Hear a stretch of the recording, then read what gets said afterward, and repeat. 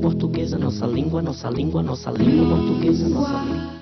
Está começando o Nossa Língua Portuguesa. No programa de hoje eu converso com Raul Wasserman, presidente da Câmara Brasileira do Livro, entidade que organiza a 16ª Bienal Internacional do Livro, realizada aqui em São Paulo. Ainda no programa de hoje, a interpretação de Bethânia num comercial de TV. Não me importa saber se é terrível demais, quantas guerras terei que vencer por um pouco de paz. Eu volto daqui a pouco. Língua portuguesa, nossa língua portuguesa, nossa língua, nossa língua, nossa língua portuguesa. Nossa língua. Nossa língua portuguesa. Nossa língua portuguesa, nossa língua. Nossa língua, nossa língua portuguesa. Nossa língua, nossa língua, nossa língua portuguesa. Nossa língua, nossa língua. O Nossa Língua Portuguesa recebe Raul Wasserman, que é o presidente da Câmara Brasileira do Livro, que organiza aqui em São Paulo a 16ª Bienal Internacional do Livro.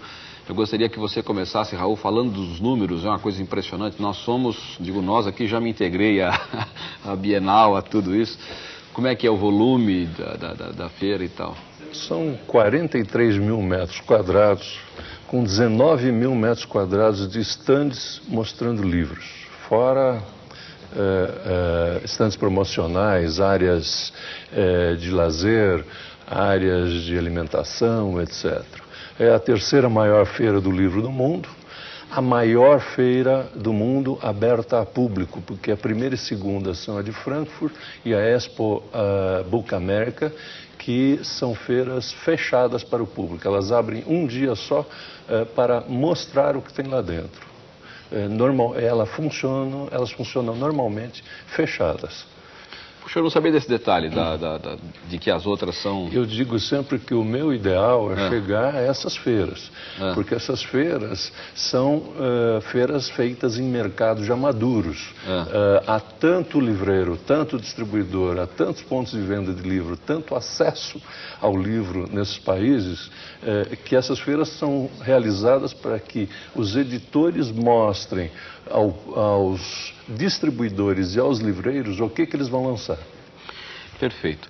E eu começaria perguntando a você o que nós vamos ter de novidade ou de grandes presenças aqui na Bienal deste ano. Eu acho que basicamente em relação a 2 anos atrás, nós agora com a 16ª feira estamos com 30 anos de vida de Bienal do Livro neste formato. Fora feiras anteriores que a Câmara já havia realizado desde os anos 50. Nesta feira nós chegamos a um grande amadurecimento, porque já chegamos na anterior a este espaço. Agora nós estamos com uma melhor condição de recepção do público, nós estamos com um visual mais bonito na feira. E nós conseguimos neste ano uma representação de editoras em que o público vai poder ver tudo o que se produz no Brasil em livros de uma forma que durante o ano ele não consegue, seja em livraria, seja em internet, seja onde for. Isso tudo permeado com atrações no Salão de Ideias, que é um espaço promovido pela FINAC e pelo Zipnet, que trazem 60 eventos durante os 10 dias de Bienal, mais aquelas realizações que já são antigas, feitas para professores e bibliotecários, na qual você já participou com 1000 pessoas dentro de um auditório. E estarei neste ano também. Então não é apenas uma grande feira de livros, é um grande evento cultural que marca a cidade de São Paulo como capital do livro na América Latina. Puxa vida, e apesar de todo dessa grandiosidade que você mencionou, e apesar também do grande número de livros vendidos no Brasil, a nossa média, excluindo os livros didáticos, né, a nossa média parece que é algo em torno de 1 livro por ano, por habitante, é isso? Na verdade, ela é quase 1. Não chega a 1? O que é ridículo e incoerente, porque nós somos o 8º maior produtor de livros do mundo. E, por outro lado, nós temos um índice de leitura de país subdesenvolvido. Nós estamos aí nesse 1, você no Japão chega a 18, nos países nórdicos perto disso. Dizem que lá europeus... nos países nórdicos dizem que o culpado entre aspas, é o inverno. O cidadão fica trancado em casa. E é uma outra coisa que tem a ver com cultura. Cultura naquele sentido de modo como o povo vive e a disponibilidade que eles têm. Há uma coisa também nisso que tem a ver com acesso ao livro. Eu costumo dizer que eu não acredito nessa história de que o brasileiro não lê, e acho que nós só vamos saber isso quando o brasileiro tiver acesso ao livro, o que é diferente. Nós temos um país que tem as bibliotecas públicas muito mal providas de livros, desatualizados de modo geral, e nós, do outro lado, temos livros confessadamente caros. Antes que você me pergunte se o livro no Brasil é caro... É um assunto inevitável. É um produto, infelizmente, ainda é um produto de elite. Esse binômio biblioteca-livraria, ele se resolve na medida em que há mais compra de livros para as bibliotecas, com isso as tiragens sobem e os preços caem. Consequentemente, o cidadão que não pode comprar tem o livro na biblioteca e aquele que pode comprar tem o livro mais barato na livraria. Nenhum país do mundo desenvolvido chegou aonde está sem livros. Isso é óbvio, né? É óbvio. Mas você tocou em 2 pontos que estão numa matéria que o nosso repórter James Capelli fez. Nós vamos ver a matéria agora e depois ampliar um pouco o horizonte dessa conversa. Vamos lá. Livro é um assunto que não cabe em apenas uma reportagem. Seria necessário uma biblioteca para falar tudo sobre ele. Mas vamos abrir um volume dessa história e conhecer um pouco mais dos livros. Nós tivemos, com a chegada da família real portuguesa, né, a importação oficial da imprensa.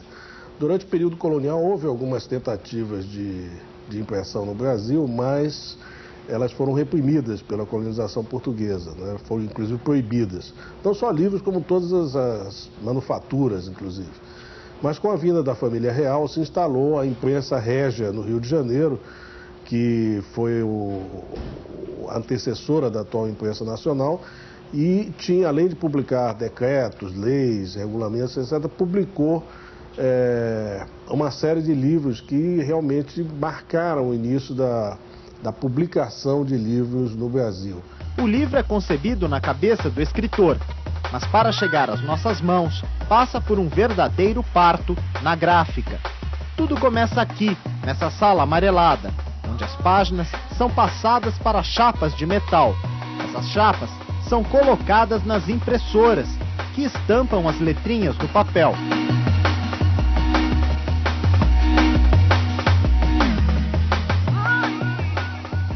Hoje em dia, ler não é um hábito muito popularizado.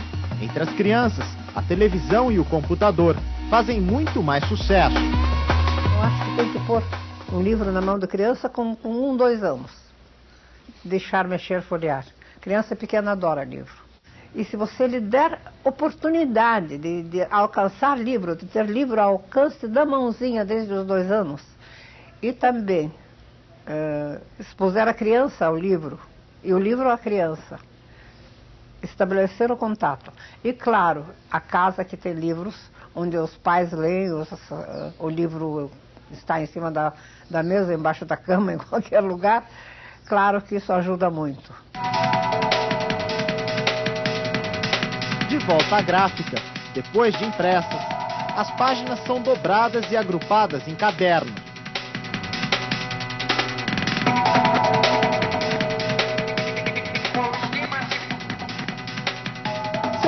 dia a internet irá substituir os livros? O livro tem o seu lugar e o livro não vai acabar. Não adianta dizer que o livro acaba. Eletrônico, até o livro é eletrônico já, de certa forma, mas nada substitui o livro na mão. O livro na mão, o contato do livro, o cheiro do livro. Lá na gráfica, todos os cadernos agrupados são costurados, dando forma ao livro. A capa é feita ao mesmo tempo. E, finalmente, o livro está pronto. Você consome muitos livros?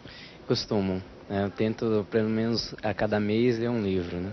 Um por mês? Isso, no mínimo. É uma média alta pro brasileiro, você acha? Eu acho que é alta, entendeu? Porque a maioria das pessoas não tem o hábito de ler, né? Um pouco também pelo preço, né, o valor, que não é tão alto assim, mas pelo poder aquisitivo do povo, eu acho que é até uma média boa, né? Se manter um livro por mês, né? Para mim, que sou professora, é caro ainda. Quanto custa em média um livro? Olha, um livro, deixa eu ver, em torno de que entre 20 e 30 reais, mais ou menos. Você acha que o grande problema da leitura no Brasil é acesso, dando acesso às pessoas conhecendo o livro, elas adquirem o hábito? Acho que sim, a escola não estimula a gente a gostar, né? O prazer fica muito longe. Então, ler é muito gostoso, a gente precisa descobrir isso. E a partir do que a gente gosta, a gente vai encontrando coisas interessantes. E também falta de acesso, tanto de saber ler, quanto de ter dinheiro para comprar um livro. Você acha o livro caro? Caro. O livro brasileiro é caro. O livro brasileiro é um produto de elite. E o problema exatamente é fazer com que ele deixe de ser um produto de elite. Né? Ele é caro exatamente por isso. Você tem poucas tiragens, você produz para um mercado consumidor de livros que, no fundo, é muito restrito. A ausência de bibliotecas públicas é o reflexo de uma situação profundamente injusta, né? Onde o acesso ao conhecimento só se dá por parte de quem tem dinheiro. Uma pessoa bem formada, uma pessoa que realmente consegue se expressar, faz isso porque lê bons romances, lê boa poesia e lê ensaios também de compreensão da realidade, etc. Tal, além do conhecimento específico de atualização.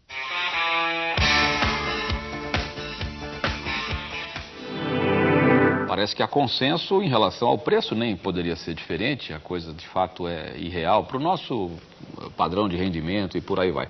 Mas há um outro consenso também, o livro precisa chegar às pessoas. Exato. A Tatiana Belin, que diz ali da ideia de colocar o livro na mão das crianças, né? Até me lembro aqui de Caetano Veloso, que tem uma canção chamada Livros, em que ele diz que podemos amá-los do amor táctil que votamos aos maços de cigarro. A imagem dele é muito interessante.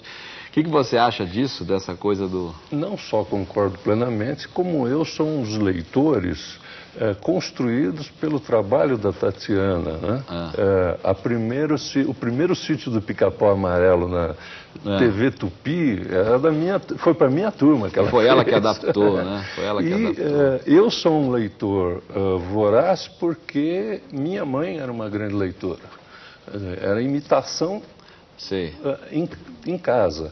E essa coisa de colocar o livro na mão das crianças para que elas tenham o prazer da leitura.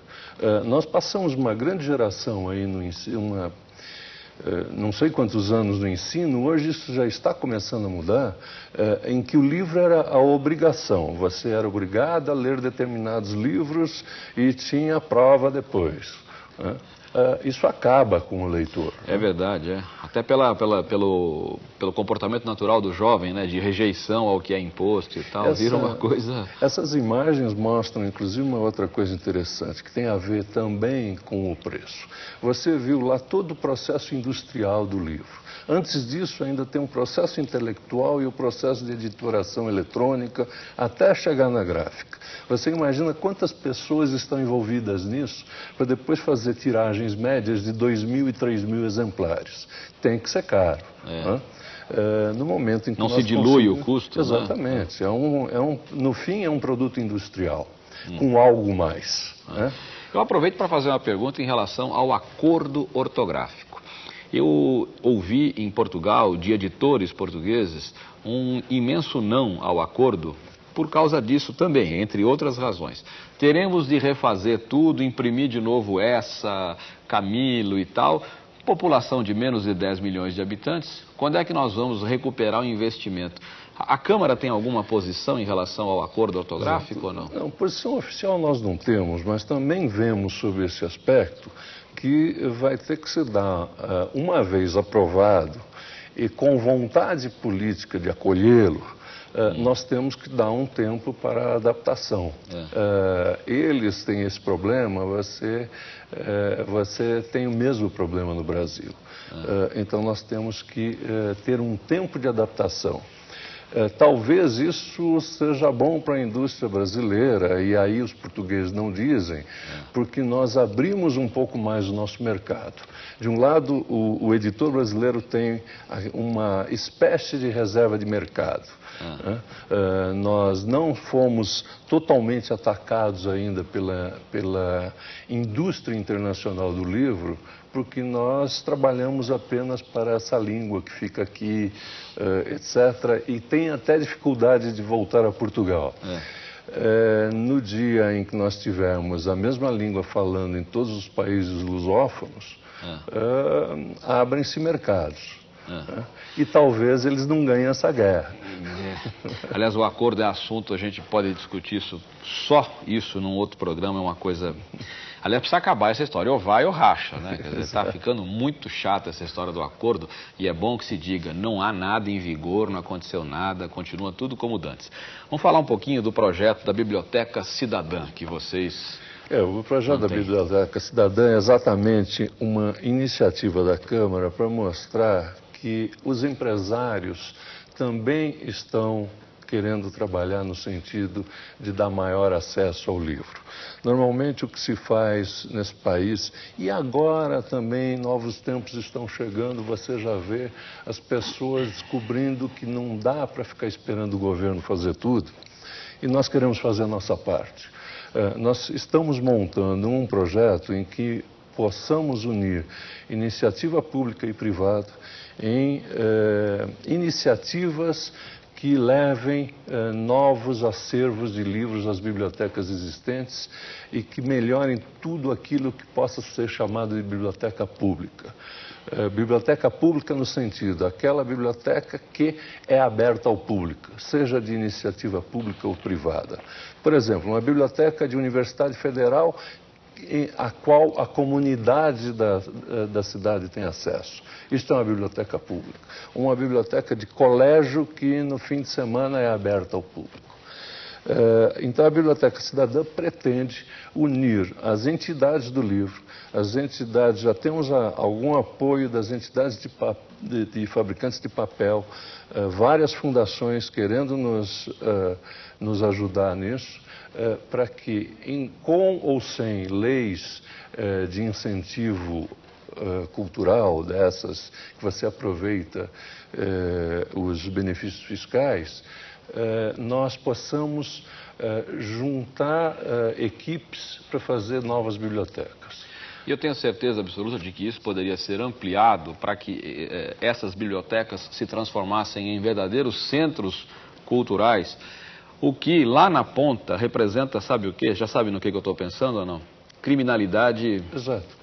Olha, diminuindo, existem alguns projetos, até nos Estados Unidos isso já está virando frequente, aquela história da escola pública ficar aberta à noite para que se jogue basquete. Tudo. Você imagina essas escolas públicas que são depredadas em todo fim de semana. Se ela estiver aberta no fim de semana para a comunidade, a sua biblioteca, as suas quadras, etc., as próprias associações de pais e mestres vão poder administrar isso, você resolveu o problema de segurança dessas escolas. Mas, pelo amor de Deus, isso é para ontem. Isso é para ontem, pelo amor de Deus. Não dá mais para esperar isso. E países desenvolvidos em que biblioteca é centro comunitário, é tão importante quanto clube, igreja, seja lá o que for. Quer dizer, é um ponto onde as pessoas se reúnem. Tem que transformar. Eu costumo dizer que quem chama biblioteca e livraria de templo do saber presta um péssimo serviço de marketing. Né?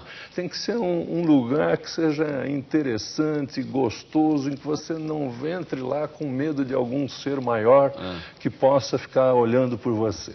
Não, é lazer puro. Nós vamos interromper um pouquinho a conversa, Raul. Nossa língua portuguesa vai para um pequeno intervalo. Já já a gente volta. Nós estamos de volta, estamos conversando com o Raul Wasserman, que era engenheiro, né? Era administrador eu fui. E depois entrou no mercado editorial. Vamos falar rapidamente sobre a mecânica da feira, ou seja, o cidadão que está nos vendo agora e que não mora em São Paulo e que quer visitar a feira, né? Olha, vou começar pelo ônibus. Você chegando em qualquer ponto de São Paulo, tem uma ligação pelo metrô, desde a rodoviária do Tietê, que está ao lado da estação Tietê do metrô. Na estação Tietê do metrô existe uma linha circular de ônibus que vai até a porta do Expo Center Norte, onde está a Bienal. E as pessoas que vêm de carro hoje têm a facilidade, porque o Expo Center Norte está na marginal do Tietê, então neste eixo Campinas-Sorocaba até o Vale do Paraíba está tudo numa linha reta. É muito fácil chegar lá. Nós temos estacionamento para 10 mil carros, com um preço único, onde o carro pode ficar o dia inteiro.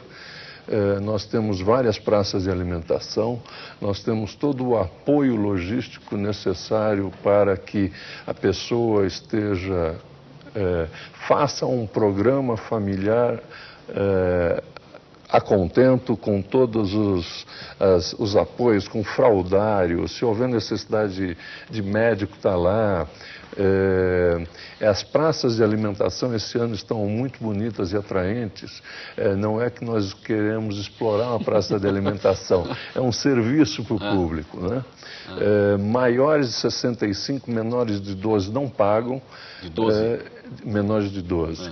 E o ingresso custa R$ 5,00, R$ 2,50 para estudante, e esse valor pode ser abatido em compras lá dentro. Ou seja, o ingresso teoricamente sai de graça. Sai de graça. Além disso, existe como promoção o cheque-livro, que já é um velho conhecido de quem frequenta as bienais, que é 10% do valor da compra reverte, não vale vale como dinheiro nas livrarias fora da Bienal. E esse ano nós temos uma promoção do livro do dia. Cada estande, e são 250, cada estande tem um livro por dia com um preço abaixo da tabela, como promoção. Então, a cada dia nós temos 250 livros em promoção. Ou seja, dá para vir e dá para aproveitar. É uma grande festa familiar. Ir a uma feira como você vai a qualquer uma das outras, mas que você tem um contato com o conteúdo do livro. E é muito interessante porque você vê famílias inteiras, cada uma querendo puxar para um determinado instante, procurando livros, descobrindo livros que não sabiam que existe, porque essa também é uma característica da Bienal, mostrar tudo o que o Brasil produz e que é impossível mostrar no dia a dia nas livrarias. Sim. Então a dica para quem é de fora de São Paulo é um metrô, né? Acho que é uma coisa mais funcional. Mesmo de avião, quem vier para São Paulo de avião, só nos aeroportos existe linha de ônibus para metrô, e FII, Tietê, metrô Tietê, lá o ônibus e pronto, né? A pessoa chega tranquilamente. Eu espero que todo mundo possa ir à feira e que aproveite bastante e que descubra, né, novos horizontes, né? Novos horizontes, porque o livro, né, é o que pode lançar mundos no mundo, citando de novo o mestre Caetano nessa bela música Livros. Nossa língua portuguesa. Bem, agora eu convido você, Raul, para conversar comigo sobre dois assuntos linguísticos, tá bom? Um deles é sobre uma palavrinha que dá uma certa divergência de pronúncia, dependendo da região do Brasil, né? E eu vou chamar aqui a queridíssima Maria Bethânia para cantar para a gente um trecho de uma canção que aparece num comercial da Vesper. Oi, eu sou o Pedro, instalador da Vesper, sua nova companhia telefônica.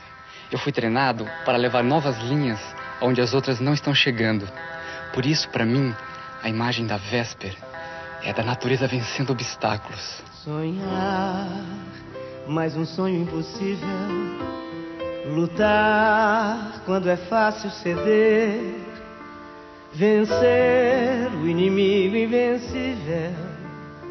Negar quando a regra é vender. É minha lei, é minha questão. Virar esse mundo, cravar esse chão. Nós já tratamos dessa palavra, da palavra que está em jogo aqui, sob um outro aspecto, se é questão ou se é questão. Muita gente fala questão, mas não existe essa forma. Agora, a discussão é questão ou questão. Você viu que a Bethânia disse... Questão. Questão. Você gosta mais de questão? Eu gosto de questão. Eu nunca parei para pensar se isso tem a ver com a minha pronúncia santista ou se tem a ver com o certo. É. Pois é, o problema é o seguinte, em muitas regiões do Brasil se diz questão, se pronuncia questão, como é o caso da Bethânia, e o vocabulário ortográfico oficial da Academia Brasileira de Letras registra as duas formas, questão e questão, ou seja, questão com trema e todas as palavras da família, questionário, questionário, questionar, questionar e por aí vai. No entanto, muitos vestibulares, muitas provas públicas, concursos e tal, ainda insistem em perguntar isso e exigem que o aluno dê como resposta correta questão, a grafia questão sem trema e a pronúncia questão. É um pouco autoritário isso, né? Não lhe parece? Né? Na hora, né, de parar. Está na hora de aceitar. Se o vocabulário dá, por que não? Então a história é a seguinte, se você sempre disse questão, como é o caso do Raul, né, continue dizendo questão sem problema. Se você sempre disse questão, você tem o abono do vocabulário ortográfico, isso está registrado lá. É isso. Nossa língua portuguesa, nossa língua. Nós temos uma pessoa, uma telespectadora, querendo fazer uma perguntinha. Vamos ver qual é. Meu nome é Marcela, estou no 3º colegial. Eu estava procurando na lista um lugar para detetizar minha casa e eu não encontrei. Eu queria saber se o problema está comigo, que não procurei direito, ou se está na lista. Você poderia me explicar? Detetizar lembra conversa de detetive, né? Pois é, mas não é, você não achou porque não é detetizar. Você é engenheiro, não é isso, Raul? Pretendia ser engenheiro. Foi e deixou de ser, é isso? Engenheiro de que área? Mecânico. Você se lembra dessa terminologia química aí ou não? Até onde você chega? Vamos ver. Devem ser as iniciais de cloro, de fenil, qualquer coisa. Qualquer coisa assim, né? O Aurélio diz que é DDT, porque são as iniciais de dicloro, vou ler aqui porque é muito comprido, diclorodifenil tricloroetano, diz ele que é denominação imprópria, porque o certo seria diclorofeniltricloroetano, mas aí desapareceria o D do DDT, o segundo D, né, de DDT. E de DDT, dedetizar, essa é a forma, dedetizar. E por falar nisso, a gente se lembra de aerossol. Você gosta de aerossol ou de aerosol? Aerosol. Aerosol, que é o que todo mundo usa, né? O Aurélio insiste em não registrar aerosol, registra só aerossol com 2 S, mas o vocabulário da academia registra as duas, aerosol com S só e aerossol com 2 S. E é bom lembrar que o vocabulário tem força de lei, né? Tem força de lei. Raul, com todos os DDTs e aerossóis e aerosóis no devido lugar, que tudo lá funcione muito bem. Muito obrigado a você pela presença. Eu que agradeço, eu sei que você vai estar lá várias vezes e espero que o seu público também, né? Tá bom. O Nossa Língua Portuguesa fica por aqui. Tchau. Língua portuguesa, nossa língua portuguesa, nossa língua, nossa língua, nossa língua portuguesa. Nossa língua. Nossa língua portuguesa. Nossa língua, nossa língua, nossa língua portuguesa. Nossa língua, nossa língua, nossa língua portuguesa. Nossa língua, nossa